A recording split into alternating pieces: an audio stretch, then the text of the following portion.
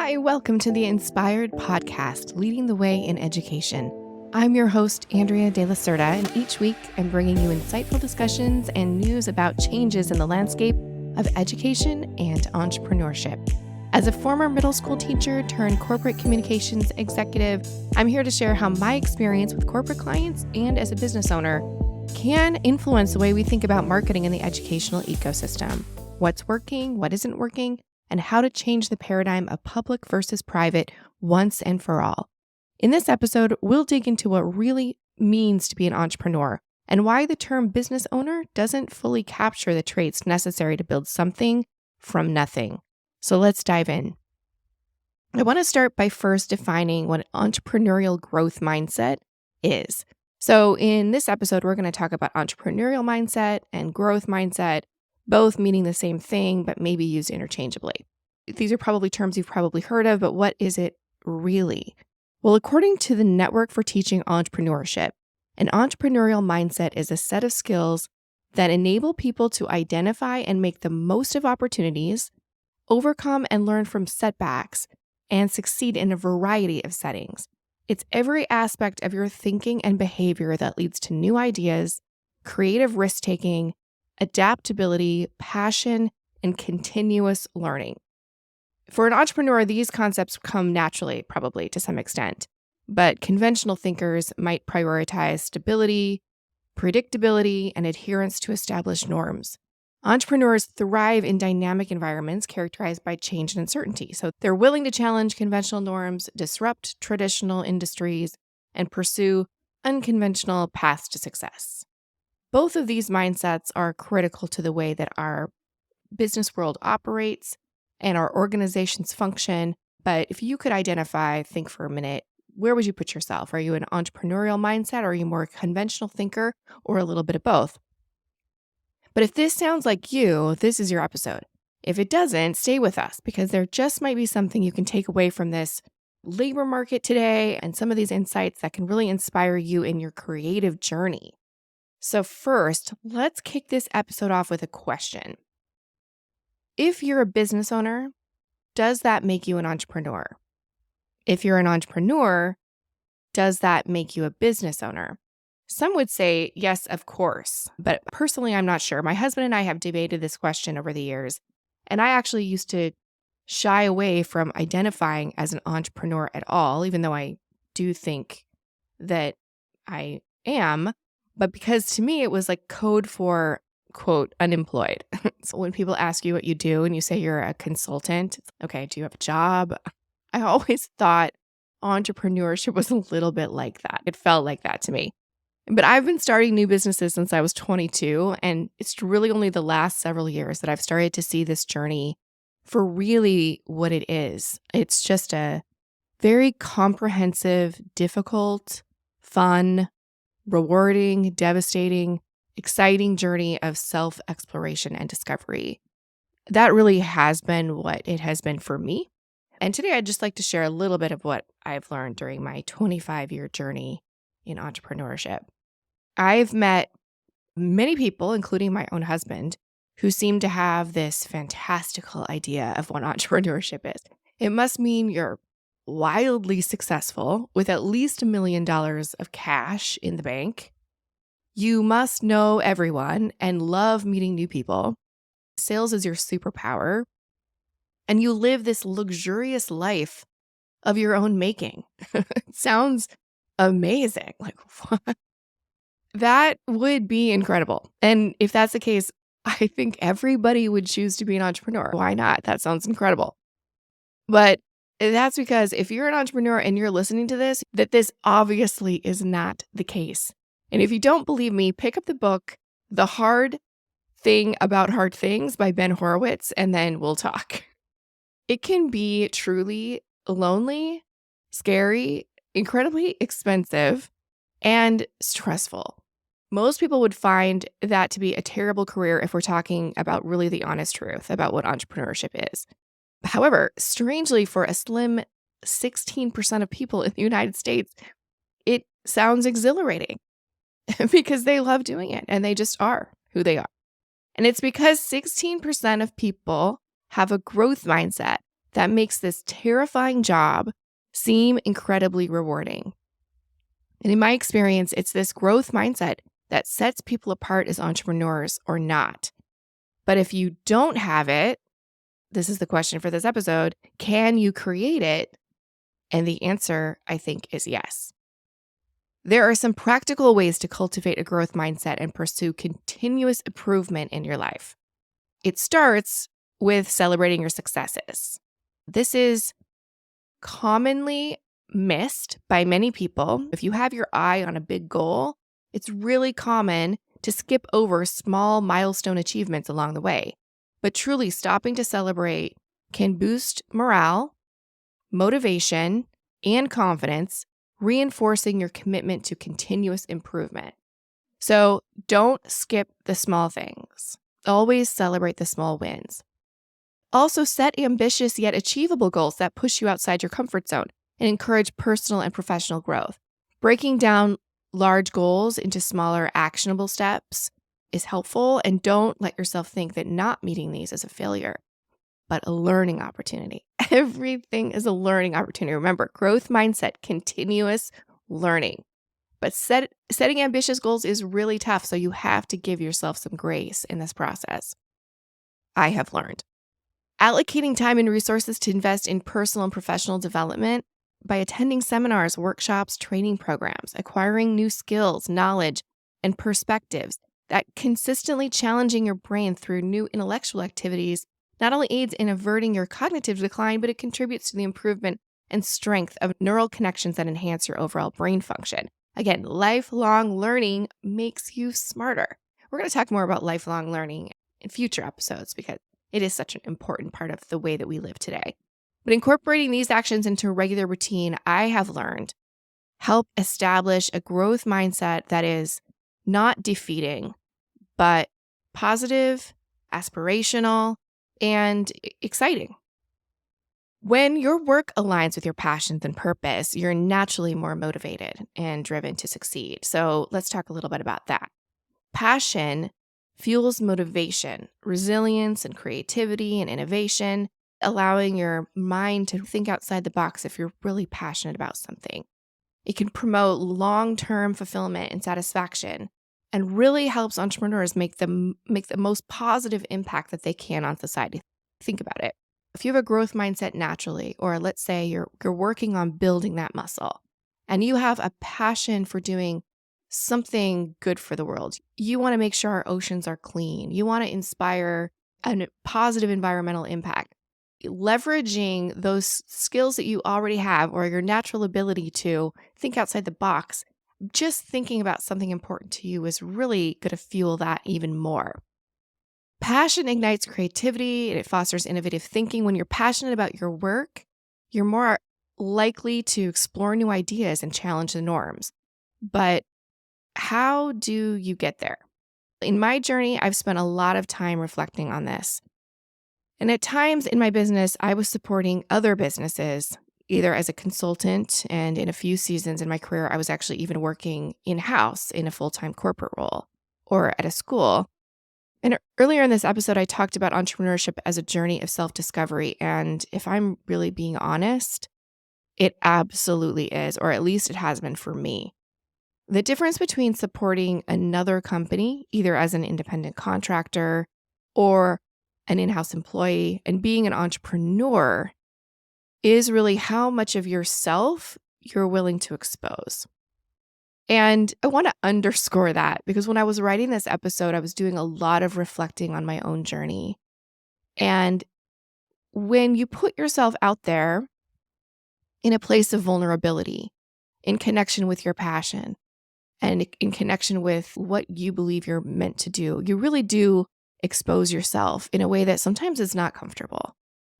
And it's being able to allow your mind to do that and to go there and to take the chance, take that risk that sometimes, at least for me, has probably been the most difficult thing for me to do. I think I go back to some people's impression of entrepreneurship.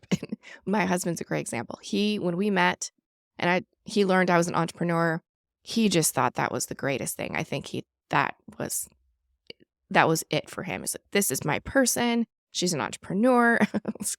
I'm like, really? It's not that glamorous. Trust me. And I think now he's seen the other side, and we're 13 years married. So I think he clearly knows that there's a downside to it, right? There's a dark side to it sometimes. And sometimes it's in that risk taking, it's in that exposing yourself, it's in putting yourself out there that can be sometimes the hardest and the most difficult things to do.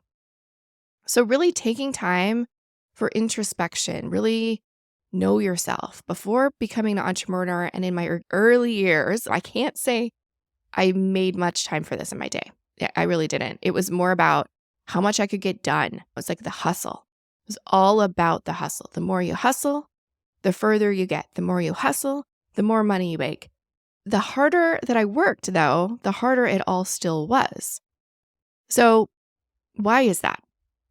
Understanding your motivations, inspirations, and core beliefs, they not only directly inform your business, but it takes the pressure off in a weird way, like reflecting on past experiences, reflecting on perhaps beliefs that just don't serve you, that aren't true, clearing those out of your mind, clearing those out of your world, and not dwelling on those experiences anymore.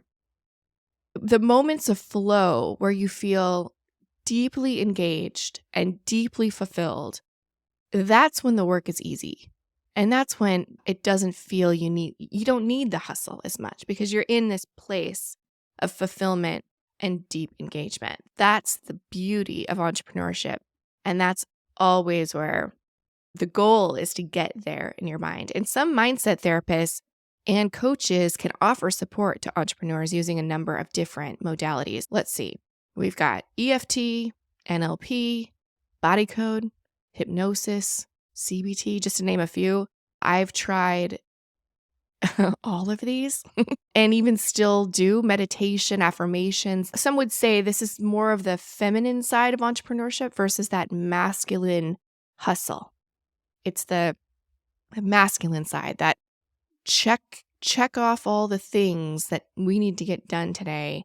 Whereas that feminine side is allowing your mind to go to a place of just encouragement and joy. And in doing so, you train your brain to really appreciate the moments where you don't have to be in the hustle. And some of these modalities I just mentioned can really help if you're the kind of person who has trouble sometimes maybe accessing that part of your business, the calm mind, the affirmed mind, that I recommend check out some of these. They really do help.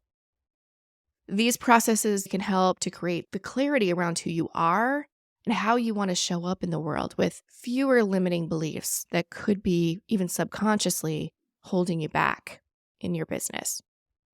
Consider how your skills, passions, and expertise can be leveraged to address pressing problems in your community, your industry, or society as a whole in innovative and impactful ways. Remaining open to new opportunities, unexpected twists, and shifts in direction along the journey, it all comes with it. It's part of it. So don't be surprised when that happens and just practice your agility. It's just an opportunity to practice. So stay flexible and adaptable. Be willing to pivot or adjust your plans based on changing circumstances or just new discoveries or new ideas. A terrific book for some inspiration on this topic is the book Grit, The Power of Passion and Perseverance by Angela Lee Duckworth. We'll link to this in the episode notes if you want to check it out. But Grit, it's a great book, really about being flexible and adaptable and pushing through it no matter what. Think about some of your favorite purpose-driven brands. Why do they offer you inspiration? A few of my favorites are Patagonia. Instead of going, quote, for profit, Patagonia went, quote, for purpose when it sold all of its shares to Planet Earth. Very, you could say, risky move, but certainly one that comes from a place of purpose and growth. The company is known for its high-quality outdoor gear, but also recognized for its commitment to using sustainable materials, reducing waste, and supporting environmental causes. The Body Shop, another purpose-driven beauty brand, has committed to ethical and sustainable practices way before it was even cool. The company sources its ingredients from small farmers and co-ops, and it's committed to reducing its environmental impact as well. This brand believes that business can be a force for good, so it's here to help empower entrepreneurs and drive purpose as well as profit. Another great example. Another one, Warby Parker, a company that sells glasses, is committed to making eyewear accessible to everyone. They offer affordable glasses, and for every single pair sold, it donates a pair to someone in need. But it requires a creative process to really mesh the best of you with the best of what you bring to the world. And this is where the nexus of those two things, you, what makes you unique, and what you bring to the world for the better, that's where entrepreneurship gets really fun and very good for you, too. According to the American Psychiatric Association, creativity is good for your mental health. Americans who rate their mental health as very good or excellent tend to engage in creative activities more frequently than those who rate their mental health as fair or poor. So you might be feeling you're in a place of stuck, or you just can't crack it. You have experience, you have passion, you have a deep-rooted belief in something good. How do you monetize that? How do you market that? It's that creative process that is an opportunity to dive into the creative thinking in a way that really is good for you and good for the business. A change of scenery can help with this. I do this a lot. If I need to engage my creative mind, sometimes it's just driving to the beach. I'm fortunate because I live a little less than an hour from the beach. So for me, I can get in the car, I can go to the beach, I can sit there, I can meditate and listen to the waves. And for me, that helps me just getting into a different scene. A study that I came across titled Creativity in the Wild, Improving Creative Reasoning Through Immersion in Natural Settings, that actually showed that how nature affects our creativity. A group of hikers who spent 4 days immersed in nature and disconnected from technological devices, that's also key, increased their performance on a creativity problem-solving task by 50%.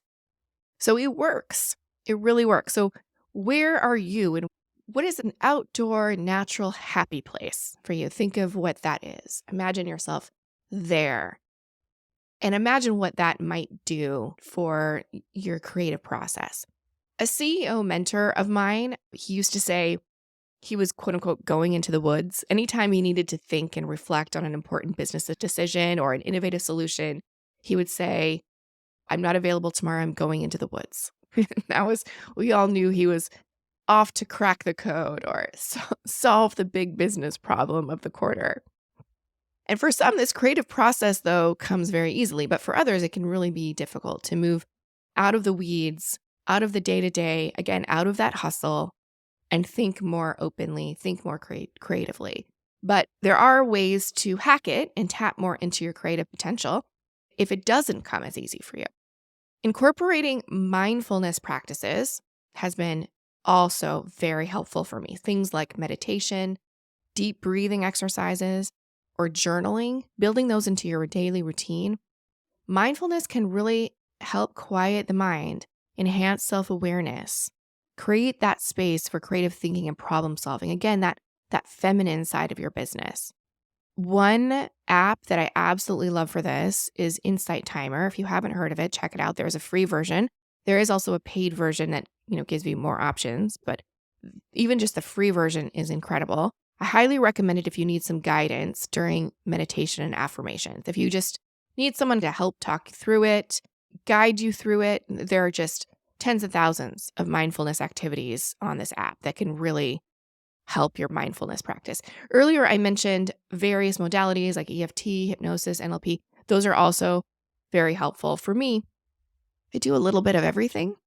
And it always seems, even when I think I've uncovered all of those beliefs that don't serve me, even though I think I've cleared them all, more of them pop up. It's just part of life. It's part of living.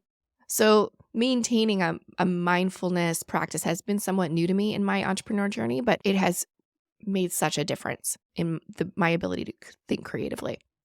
Surround yourself with stimuli that also engage your senses, such as art, music, nature, vibrant environments. It could be something simple. Maybe you've got some essential oils in your office, and that engages your senses in a way that can help calm you. Exposing yourself to different sensory experiences can also stimulate creativity. So visiting the beach, as I mentioned, or an outdoor hike, or maybe going to a local museum for an afternoon. These all can be very helpful to build into your routine. But sometimes I think we've all had the experience where if you're sitting alone with yourself, there's only so much creativity that's going to come about. Sometimes really some of my best progress in creative thinking is with my team. Growing a diverse team with individuals from different backgrounds, experiences, and expertise, this can really help you embrace diverse perspectives, just encouraging open dialogue to stimulate creativity and innovation. And a supportive team environment that really people feel that they can speak up, it can be a comfortable place for expressing ideas, taking risks, and challenging norms without fear of judgment or reprisal. And that's really the key, is making sure that it's a place that's safe. And finally, to really embrace a growth mindset, you just must be agile, open to adapting and changing along the way. Physicist Stephen Hawking once said, "Intelligence is the ability to adapt to change." And a 2020 Harvard Business School survey showed that 71% of 1,500 executives from more than 90 countries said adaptability was the most important quality they looked for in a leader. Not surprising that this was a 2020 survey. Well, we all know that the year 2020 required a tremendous amount of adaptability on the part of most companies. The following are a few strategies to help you stay agile and responsive to market shifts and challenges. So first, embrace a mindset of experimentation and iteration, and be willing to pivot your business model, products, or services based on feedback and demand. That can be difficult to do if you're set in your ways. If you've been doing it a certain way for 20 years, maybe you're not likely to change, but embracing a mindset of experimentation can really help push your business further and make a bigger impact. Second, develop the ability to make decisions just quickly and decisively, especially in fast-paced or uncertain situations. Just trust your gut. Trust your gut. Rely on data and insights. Be willing to take calculated risks to capitalize on opportunities or address challenges right away. And finally, continuously revisit and reaffirm your purpose and motivation for pursuing entrepreneurship. It is a long road. It's a marathon. It is not a sprint. And there are definitely ups and downs. Keep your passion and your purpose at the forefront of your mind. Let your passion and your purpose guide your decisions, actions, and your priorities as you respond to business challenges. And for more on this topic, definitely check out the book if you haven't read it already, Start With Why by Simon Sinek. And we'll link to that in the notes as well.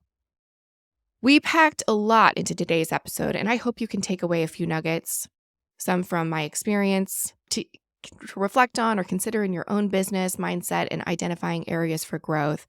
I absolutely love this topic. It's a personal one for me, obviously, but it's been an incredible personal journey of entrepreneurship. And I invite you also to join the path with intent, curiosity, courage, and just a commitment to lifelong learning. The decision to go out on your own, it really brings valuable experiences, lessons learned, and opportunities to achieve the massive impact that you were put on this earth to do. If you need support or you want to join our community of incredible entrepreneurs, please reach out to us at team@candulacommunications.com. That's all we have for you today. Thank you so much for tuning in. Please catch us next week for another new episode. Just a reminder to please review and subscribe. We hope you'll join us next week. Take care.